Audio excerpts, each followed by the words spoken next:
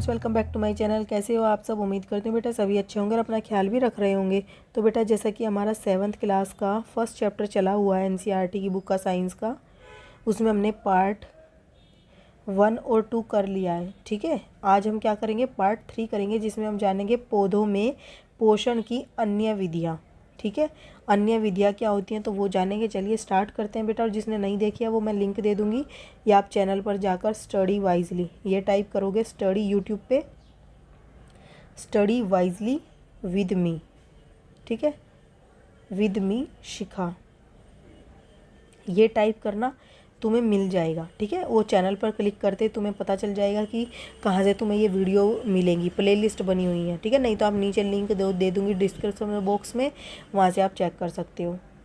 देखो बेटा, पादपों में पोषण की अन्य विधियाँ क्या हैं। कुछ पादप ऐसे भी हैं जिनमें क्लोरोफिल नहीं पाया जाता। हमने क्या कहा, पौधे अपना भोजन स्वयं बनाते हैं। लेकिन कौन से पौधे अपना भोजन स्वयं बनाते हैं? जिनके अंदर क्लोरोफिल पाया जाता है। ठीक है, लेकिन कुछ पौधे ऐसे भी हैं बेटा जिनमें क्लोरोफिल नहीं पाया जाता। तो वो कैसे भोजन प्राप्त करेंगे? तो वे भोजन संश्लेषित नहीं कर सकते, तो वो अपना भोजन बना नहीं सकते क्योंकि क्लोरोफिल नहीं है। जैसे हमारे अंदर क्लोरोफिल नहीं पाया जाता और हम भोजन नहीं बना सकते, उसी तरीके से वो पौधे भी नहीं बना सकते। वे कैसे जीवित रहते हैं फिर, तथा वे पोषक किस प्रकार प्राप्त करते हैं? तो मनुष्य एवं अन्य प्राणी की तरह ये पौधे भी क्या करते हैं, अपने पोषण के लिए अन्य पौधों पर निर्मित होते हैं। अन्य पौधों के द्वारा जो भोजन बना होता है उस पर निर्मित होते हैं। ठीक है, निर्भर होते हैं। कैसे? जैसे तुम्हारा एक दोस्त है, तुम दोनों तो अपना काम खुद कर लेते हो, लेकिन ये खुद नहीं करता। तो क्या होता है, कई बार कुछ दोस्त ऐसे होते हैं अपने काम के लिए दूसरों पर निर्भर होते हैं, वो दूसरों से अपना काम करवाते हैं। ठीक है, ऐसे ही ये होते हैं। तो वो किस कैटेगरी के अंदर आएंगे? ये तो स्वपोषण के अंदर आ जाएंगे क्योंकि स्वयं कर रहे हैं। ये किसके अंदर आएगा? विषमपोषी प्रणाली के अंदर आ जाएगा क्योंकि ये दूसरों पर निर्भर है। ओके, विषमपोषी के अंदर क्या होता है, जो दूसरों पर निर्भर होते हैं वो विषमपोषी प्रणाली के अंदर आ जाते हैं। तो वे विषमपोषी प्रणाली का उपयोग करते हैं। चित्र 1.5 को ध्यान से देखिए। क्या आपको एक वृक्ष के तने एवं शाखाओं से लिपटी रस्सी नुमा पीले रंग की संरचना दिखाई देती है? ये अमरबेल का पादप है। ठीक है, देखो बेटा, यहाँ पर ये तुम्हें एक पिक्चर दिखाई गई है जिसमें एक पेड़ दिखाया गया हरे रंग का, उसके ऊपर तुमने ये पीले रंग की छोटी छोटी लंबी लंबी रस्सी नुमा संरचना देख रही हो। ये क्या है? अमरबेल का पौधा है या बेल है। क्या करती है अमरबेल बेटा? पीले रंग की है। इसका अपना कोई क्या नहीं होता, क्लोरोफिल नहीं पाया जाता इस पौधे के अंदर। तो ये अपना भोजन क्या कर रही है, इस हरे रंग के पौधे पर लिपट कर अपना भोजन ग्रहण कर रही है। ठीक है, जो ये भोजन बनाता है उसको ये ग्रहण करती है। ठीक है, तो अब यहाँ पर हम क्या बोलेंगे, जो अमरबेल का पादप है इसमें क्लोरोफिल नहीं होता। ये अपना भोजन उस पौधे से प्राप्त करता है जिस पर ये क्या होता है, आरोहित होता है। आरोहित मतलब जिसके ऊपर ये रहता है। ठीक है, जिस पर ये आरोहित होते हैं वह पादप क्या होता है, परपोषी, मतलब जिसके ऊपर ये रहते हैं। ये हरा पौधा क्या कहलाएगा बेटा, परपोषी। क्यों? क्योंकि ये क्या कर रहा है, इसके ऊपर रहने वाले का पोषण कर रहा है। क्योंकि अमरबेल जैसे पादप परपोषी को की अमूल्य पोषकों से वंचित कर देते हैं, अतः इन्हें परजीवी कहते हैं। अब जिस पौधे के ऊपर रह रहा है, जो इसका पोषण कर रहा है, उस हरे पौधे को तो हम परपोषी कहते हैं। ठीक है, क्योंकि वो क्या कर रहा है, उसके ऊपर रहने वालों का पोषण कर रहा है। लेकिन जो रह रहा है, ये पीली जो अमरबेल है, इसको हम परजीवी बोलेंगे। क्यों? क्योंकि दूसरे जीवों के ऊपर रहकर अपना भोजन ग्रहण करती है। ये बात समझ रहे हैं, इसमें कंफ्यूज होते हैं परजीवी और परपोषी। परपोषी मतलब जो दूसरों का पोषण करता है, परजीवी जो दूसरे जीवों पर निर्भर होता है, वो परजीवी हो गया। ठीक है, अब क्यों परजीवी क्यों बोला है बेटा इसको? ये क्या करता है, ये तो अपना भोजन बनाता ही नहीं। देखो, एक तो 2 तरीके के होते हैं, ये भी कुछ करता है, ये भी कुछ करता है, और दोनों एक दूसरे की मदद करते हैं। लेकिन एक केस ये होता है कि ये तो काम करता है और ये काम करता ही नहीं, लेकिन ये क्या करता है, इस पर निर्भर है। जो ये काम करता है उसी को ये ले लेता है। ठीक है, तो क्या करेगा, जैसे इसने अपनी नोटबुक बनाई और कुछ बच्चे ऐसे होते हैं ना, नोटबुक चोरी कर लेते हैं। तो इस केस को ऐसे लगाओ कि ये दूसरे की नोटबुक चोरी कर लेता है, जिससे इसका नुकसान होता है। ठीक है, तो ये केस ये वाला है।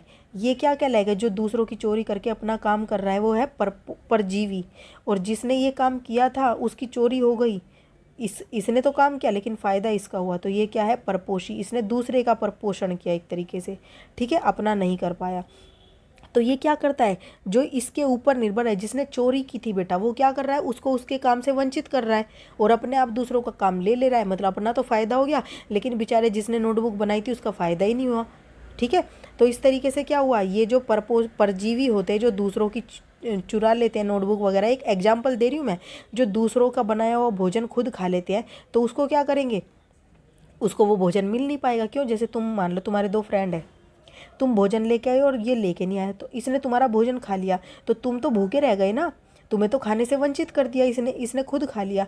तो ऐसे ही जिस पौधे के ऊपर ये रहते हैं उसको तो वो पोषण मिल नहीं पाता, और ये उससे जो उसके द्वारा बनाए गए भोजन को खुद ग्रहण कर लेता है। ठीक है, तो इसलिए इसको क्या बोला जाता है, परजीवी। और जो जिसका पोषण ये लेता है उसको पर पोषण कहलाता है, जिसके ऊपर रहता है। कुल मिलाकर ऐसे समझो, जिस पौधे के ऊपर दूसरा पौधा रहता है, ठीक है, वो पौधा, हरा पौधा क्या कहलाता है, परपोषी। लेकिन जो दूसरा था, जो उसकी चीज़ों को ले रहा है लेकिन उसको कुछ नहीं दे रहा बदले में, वो परजीवी कहलाता है। जैसे कि क्या होता है, मच्छर है बेटा, मच्छर हमारे शरीर से क्या करता है, खून को चूस लेता है, लेकिन हमें तो कुछ नहीं फ़ायदा करता ना वो, तो वो किस में आ जाएगा, वो परजीवी की कैटेगरी में आ जाएगा। ठीक है, याद रखना। ओके, अब नेक्स्ट देखो बेटा, यहाँ पर आपको इस पर विचार करना चाहिए कि आपके ने अपने अध्यापक, देखो ये तो फालतू की लाइन है। फिर यहाँ पर पहेली जानना चाहती है कि क्या हमारा रक्त चूसने वाले मच्छर, देखो मैंने अभी बताया था, मच्छर, खटमल, जूं एवं जोक जैसे जो जीव हैं वो भी परजीवी हैं।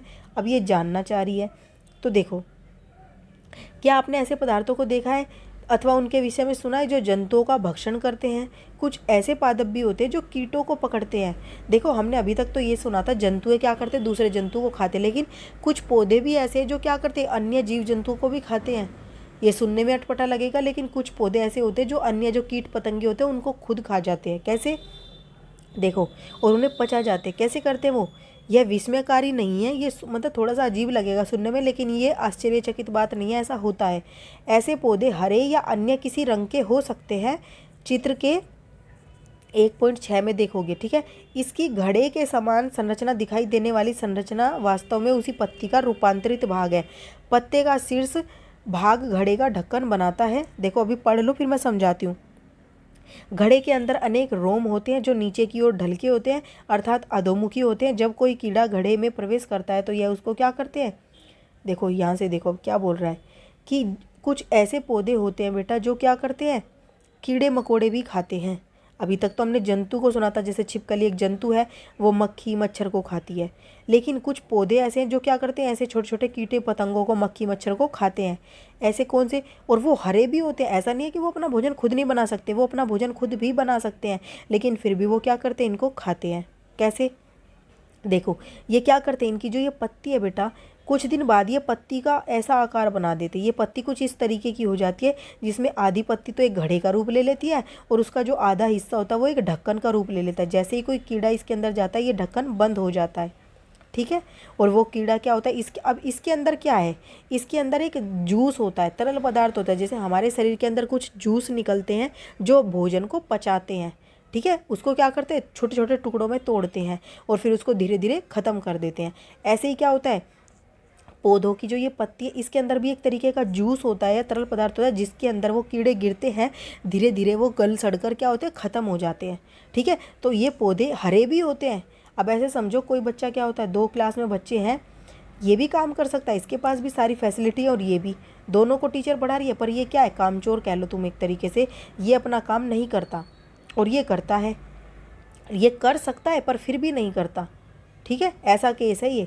तो अब यहाँ पर देखो क्या बोला गया, इस तरीके की संरचना बना लेते हैं और ये क्या करते हैं, दूसरों का भक्षण करते हैं।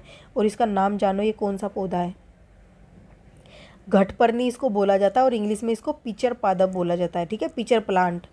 और इसमें ढक्कन और घड़े जैसी संरचना होती है। ये याद रखना, ये कीटों का भक्षण करता है।